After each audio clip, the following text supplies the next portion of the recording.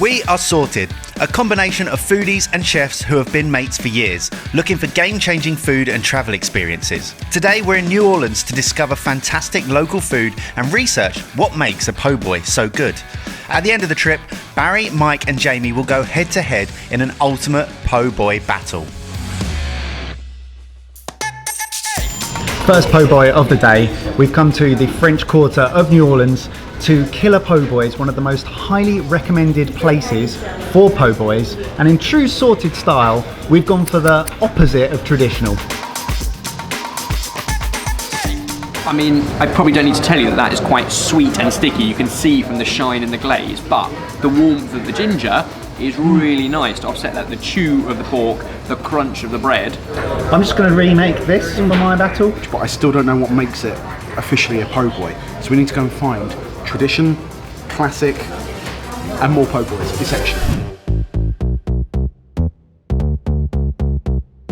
And that's exactly what Jamie and Ben did. Po' boys, po' boys, po' boys, po' boys, po' boys, horse, horse! It's already incredibly different to the first one that we had. No soggy bottoms, no tons of sauce. So loads of crispy fried oyster, but on the inside it is melted butter. It's delicious, and I love the simplicity of it. So Baz and I have come to the Uptown, specifically Magazine Street, which is just an amazing street with cool bars, boutique shops. We've got a ton of restaurants here, so we're just gonna see what we can get through. The first being Turkey and the Wolf. You guys told us to go for the fried bologna sandwich, and it's just turned up and, well, look at it. I don't know what bologna is, if I'm honest, so I've got to try it before I tell you what it is. But it's got bologna, it's got some American cheese, it's got, like any great sandwich, it's got crisps or chips inside of it. Really recognisable flavours, all comes together really well.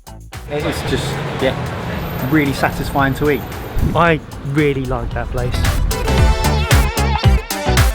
We came to New Orleans a few years ago, and I think it's fair to say it's held a special place in our hearts ever since. All that time ago we said yes when we had an invitation from Jordan and her family to spend some time with them and to get their local recommendations, and we've realised playing by these rules, it is the best way to travel. It really opens up everything to be able to create game-changing moments.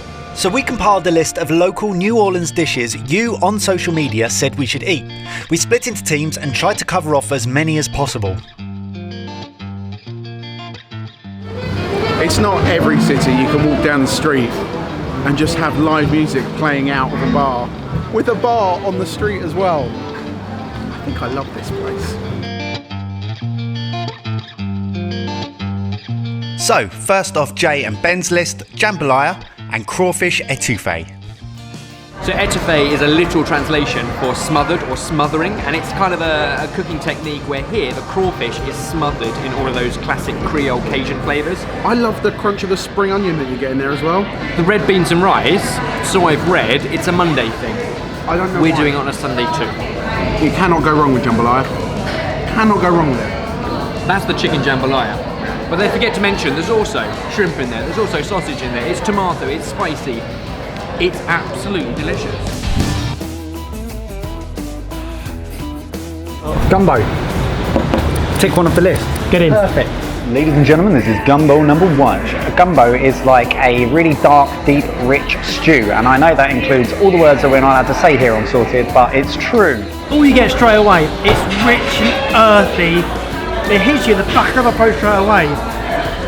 But then it starts to mellow out. It's absolutely delicious. It just is a bit of a shock straight away for someone like me. Oyster and Cajun caviar po' boy. I know we've only had like a few po' boys so far, but already the bread I think might be the most important thing. Crunchy French roll, it's buttered and toasted on the inside, still crispy on the out. The oysters are beautifully fresh and fragrant, but with the greasy, crispy outside to them, it melts in your mouth, but with a crunch.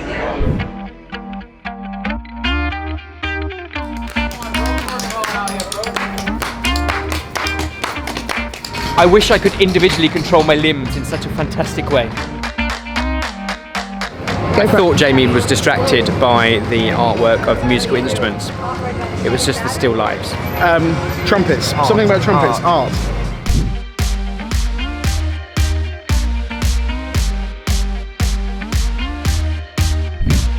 We come to the French market, which is a really famous part of New Orleans because it has loads of really great fresh produce, some artisan producers, and also we've been told that we might be able to get some alligator. And anything else we can tick off the list. I'm all about the points here. Turns out that's an alligator sausage on a stick. But the guy has been doing it for like 12 years and he smokes them overnight for 12 hours and then reheats them on the grill. It's got a much softer texture. I don't know if that's because it's been smoked and heated slower, but it's a less firm sausage than some of the others. It's more like a traditional pork sausage. It's such a nice little road, isn't it? I know. It's a proper hidden gem. I'm really confused. We're like just outside of like the main bit of New Orleans. There's very little else around, yet there's a massive queue for SNOBALL.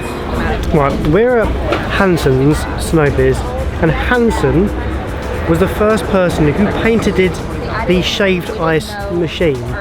They make snowballs, which is shaved ice flavoured with syrup, which is famous to New Orleans. So this was a crawfish beignet.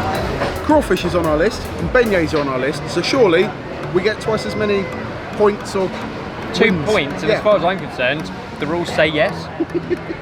A beignet batter, which is like a dough kind of almost choux pastry base, with crawfish and all the etouffee kind of spices in it, then fried, and then served with a roasted corn sauce. Incredible.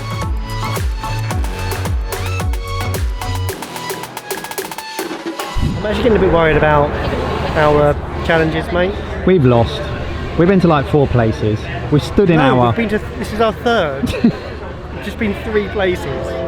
I think one thing I've learned is if you're in a city, it is worth just finding some time without plans to wander. Because here we are at the end of Bourbon Street, which is one of the more famous streets in New Orleans. And yet you come to the end of it, and one street over, you're in a residential area. It's quiet, it's tranquil, and it's beautiful. So many different forms of architecture again, and every house looks interesting and cool.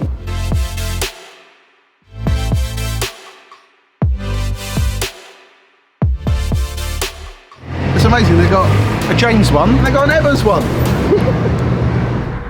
But I'm gonna say, you looked better. 1 hour in 34-degree heat. You better be good. This is called a creamy rainbow. That's not as sweet as I thought it was going to be. That's actually got some real flavour to it. Cream of nectar tastes delicious. Ah! It's in my, it's in my eyes. That was the worst brain freeze I've ever had. And here we have watermelon, mint, and rosemary. A bit more sophisticated than yours, mate. Rosemary? Yeah, rosemary, like the herb. What? I know. It's sweet. It's refreshing. It's a cross between a granita and a slush puppy. It's so refreshing and so cool and just delicious. Yeah, the tables have turned now. Look at it! Time for another po' boy. We've come out of French Quarter, we've driven a couple of miles, we've got to mid-city, bottom of the bayou, and we've come to Parkway Tavern, which loads of people have recommended as having some of the most traditional and classic po' boys in the whole of New Orleans. 100 years in the making. What we've been told is that roast beef and gravy is the most traditional type of po' boy you can get, back from 1929. But it's missing something. This is going to get messy. Cheers! That is one of the best beef stews I've had in a very, very long time. And some genius decided to put that into a sandwich. On top of all of that beef, which is just melt in the mouth, there are still the pickles, still the tomatoes, still the lettuce, still the mayo, and still that classic French style bread. Now we're giving local recommendations. So the question is, how many stretch marks on your po' boy tomorrow? I saw a sign in the Parkway Tavern that really got me thinking. It was a po' boy that they made last year that won the best po' boy of the Po' Boy Fest 2018. And I wonder whether that's the right way forward. It was the last stop of the day for Baz and I as we desperately tried to cram in some precious points. I have nailed it. Thank you very much. So not only is this an alligator sausage, 1 point, it's also covered in etouffee, which is, I think, a bit like gumbo, but it's using a light roux and it's thicker. Let's eat it, because I don't really know what it tastes like. So that alligator tastes spicy. It's a bit like chorizo, but not as oily, and still tastes really sausagey. Alright, that's really nice. The texture of it is a bit like chicken, but it falls apart a bit like fish.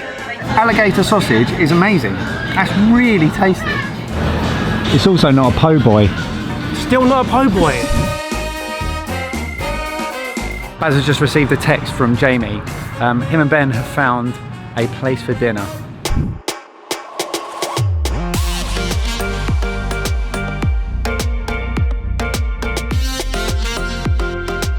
So earlier today we met this guy called Lewis. He was here with his wife. It was their 60th wedding anniversary. They've been coming here every year for the last 40 years.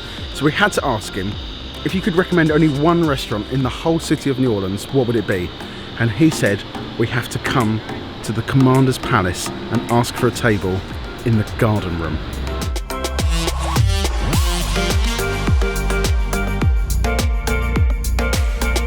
Commander's Palace is a high-end New Orleans favourite, serving up fine dining takes on local cuisine. Jamie's not really sure how to act here. I don't want to spill anything down this shirt. We had incredible boudin stuffed quail, barbecued Gulf shrimp with a crisp romaine salad. I know. A salad. Salad. It's my first one ever, and it's actually... Then the restaurant's famous Banana Fosters. Banana Fosters is a classic dish that originated here, literally just next door. Proper theatre at the table. Brown sugar and butter melt into a pan with some banana liqueur. Then the bananas go in, they soften, they cook, the sugars caramelise, then rum, flambé, and then over the ice cream. And it's just such a classic to New Orleans.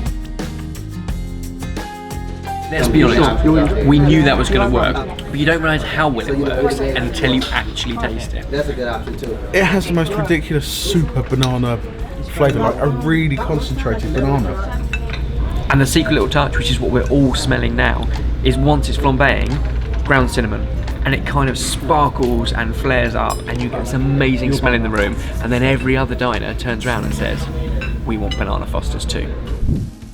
And to top off an unreal day, we headed to Frenchman Street for street music, live jazz, and an unforgettable night.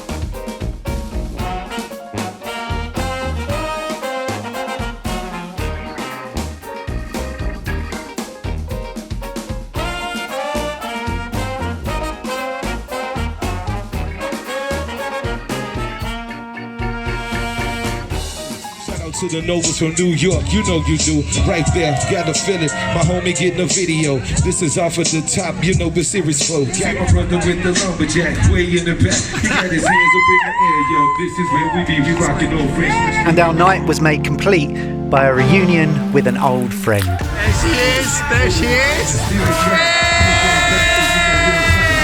got to feel it when we coming on through.